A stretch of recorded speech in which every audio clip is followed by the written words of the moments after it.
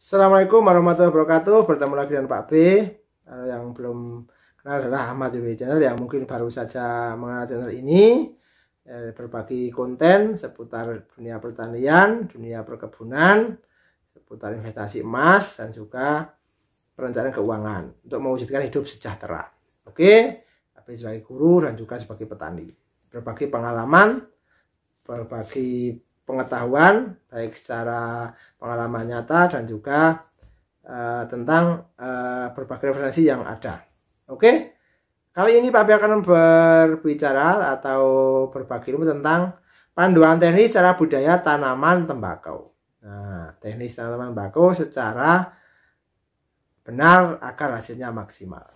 Kalau nanti harganya berapa itu di luar kemampuan Pak B, tapi kalau cara budidayanya ini Pak B akan sharekan.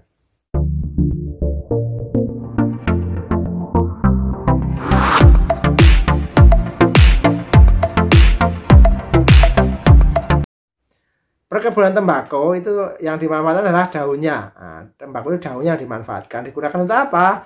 Digunakan untuk bahan rokok, digunakan untuk cerutu, dan beberapa digunakan untuk kesehatan. Nah, nikotinnya itu justru juga untuk kesehatan beberapa. Ya, syarat tumbuhnya yang pertama, syarat tumbuhnya adalah, oh ya, sebelum berlanjut jangan lupa tonton video ini sampai selesai biar nggak gagal paham. Kalau dirasa bermanfaat, tekan like, subscribe, dan komen, dan juga tekan atau share dan tekan tombol lonceng untuk mendapatkan konten-konten Pak B seputar pertanian dan perkebunan, investasi emas, dan juga seputar keuangan.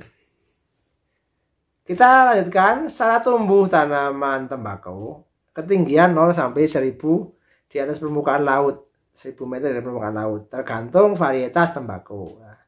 Varietas ada varietas dataran rendah, sedang, dan tinggi, itu masing-masing ada. Ya, terus tanahnya subur, gembur, dan banyak mengandung unsur hara. Itu adalah syarat teknisnya, syarat yang betul-betul perlu diperhatikan.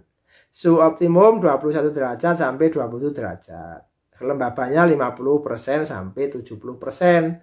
pH-nya menghendaki pH 5,5 sampai 6,5. Jadi mendekati netral. Hampir semua tanaman itu mendekati netral ya. Itu kecuali tanaman kopi ya. Kopi itu agak asam karena 5,5-an ya. Oke, sekarang yang pertama adalah persiapan lahan. Nah, persiapan lahan itu adalah lahan bisa tegalan, bisa persawahan. Itu tergantung dari kepunyaannya ya, kepunyaan para petani tembakau.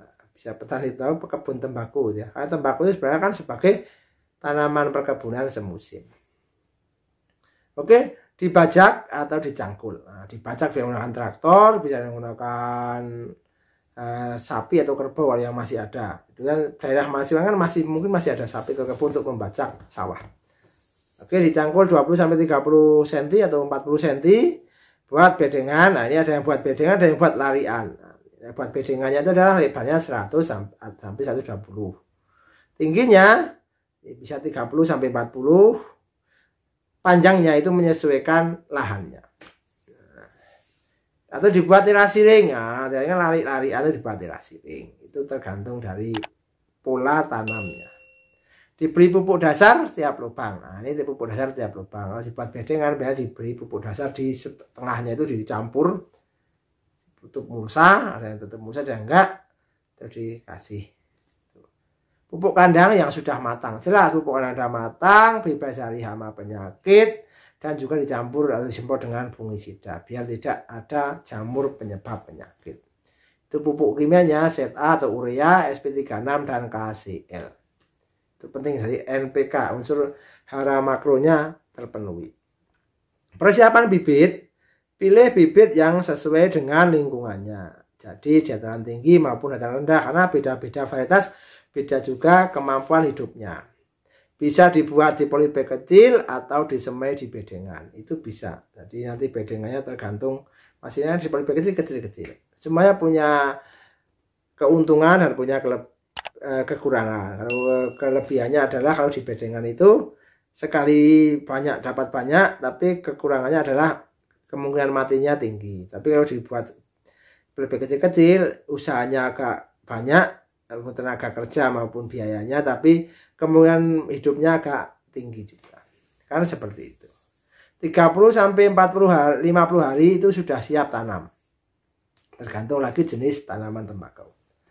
Nah, tadi buat bedengan. Nah, ini kalau misalnya mau buat persemaian bedengan, buat bedengan 1 sampai 2 meter, lebar 50 sampai 80 cm.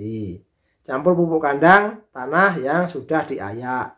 Disiram, taburkan biji tembakau. Nah, biasanya dikasih para-para atau sebagai penaungnya. Nah, biar apa? Biar kalau ketika hujan tidak langsung kena hujan, tapi hanya menyebar kan seperti itu. Atau kalau nggak kena hujan dikasih sungkup menggunakan plastik. Yang menggunakan bambu dilengkungkan digunakan plastik. Digunakan para-para itu bisa digunakan para-para dari daun-daun, bisa daun alang-alang, daun kelapa dan sebagainya, itu daunnya ya, para-para itu. Oke. Terus penanaman sekarang setelah tadi 35 sampai 50 hari itu bisa ditanam, sebaiknya ditanam di sore hari. Itu kalau bibit cabutan. Kalau bibit itu polybag kecil itu ya terserah mau kapanpun silahkan, karena sebenarnya sudah hidup, tinggal pindah tanam. Kalau polybag jangan lupa polybagnya dikumpulkan, karena itu akan menjadikan limbah, dan kalau terlalu banyak itu akan menyebabkan mengganggu mikroorganisme di dalam tanah. Jarak tanam itu 100 kali 50 atau 100 kali 45 tergantung varietas tembakunya. Kalau tembakunya itu varietasnya kecil-kecil daun tapi tinggi, nah itu mungkin jaraknya agak pendek. Tapi tembakunya itu varietasnya besar-besar daunnya, itu jarak agak longgar. Kan hanya seperti itu prinsip ya. Untuk apa? Untuk menjaga kelembaban, sirkulasi udara dan juga sinar matahari yang masuk. Agar apa? Sinar matahari masuk secara sempurna, nanti fotosintesisnya akan berlangsung sempurna. Dan itu akan menyebabkan atau akibatnya adalah tanaman itu adalah jagur, bernas, sehat, dan juga performanya meyakinkan. Cara pemeliharaan, pemeliharaannya adalah satu penyulaman, jadi 5 sampai 7 hari setelah tanam. Itu otomatis di siang. Nah, kena penyakit, disulam, bukan disulam, diganti. Biar apa? Kalau secepatnya nanti pertumbuhannya itu sejajar merata. Yang kedua, penyiraman sampai umur 45 hari itu ketika musim kemarau atau daerah kering itu perlu penyiraman. Terus penyiangan gulma, nah itu dikoret atau penggunaan herbisida, tapi jangan menggunakan herbisida yang sistemik, nanti karena akan masuk ke akar, justru akan mempengaruhi pertumbuhan tembakau tersebut. Karena biasanya kalau udah mulai besar, biasanya daunnya agak bersinggungan. Pembumbunan atau penggemburan tanah biasanya dibumbun, biar apa? Biar selain tembakonya itu kokoh dan juga akarnya tidak ada yang keluar. Jadi pertumbuhannya maksimal. Pemupukan itu 3 kali ya, jadi 3 kali atau 2 kali selama tumbuhan 7 sampai 10 hari setelah tanam dipupuk sesuai dengan itu. Prinsip pemupukan adalah 1, tepat waktu, tepat dosis, tepat aplikasi, tepat caranya itu ya kan dipupuk 20 sampai 25 hari setelah tanam, dan yang terakhir 40 sampai 45 hari setelah tanam untuk pertumbuhan vegetatif. Kenapa? Karena tembakau itu diambil daunnya, jadi performa daunnya yang dibutuhkan. Kan seperti itu. Oke, yang kelima adalah pengendalian hama dan penyakit. Nah, hama yang ada, tadi kalau pengendalian hama kan lagi-lagi Pak B menyarankan itu secara preventif. Jadi budidayanya, teknis budidayanya benar.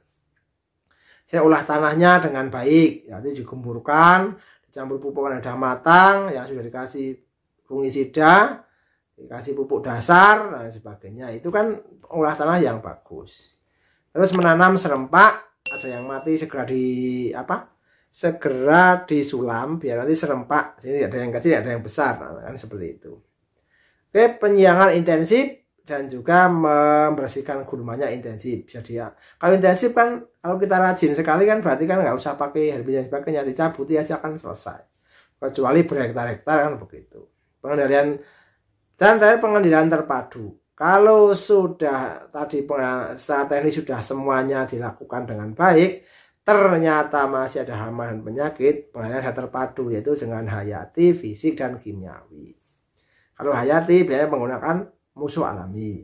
Kalau fisik diambil aja ya ulat diambil ya begitu.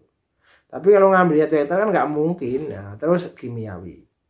Tapi itu juga harus memperhatikan ambang ekonominya. Kalau menggunakan kimiawi apakah bermanfaat atau pembengkakan biaya atau lain sebagainya, itu perlu diperhatikan tentang ekonomi.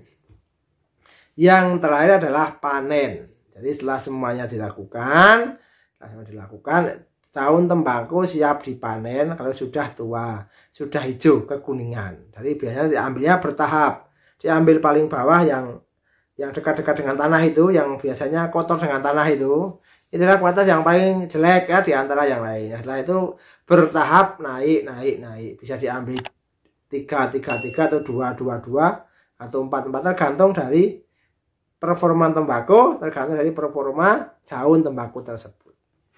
Kan seperti itu. Jadi ada yang diambil 2 diambil nanti tadi sudah 2 diproses, ada yang dibuat cerutu misalnya, ada yang dibuat di rajang, ada yang dibuat di open dan sebagainya.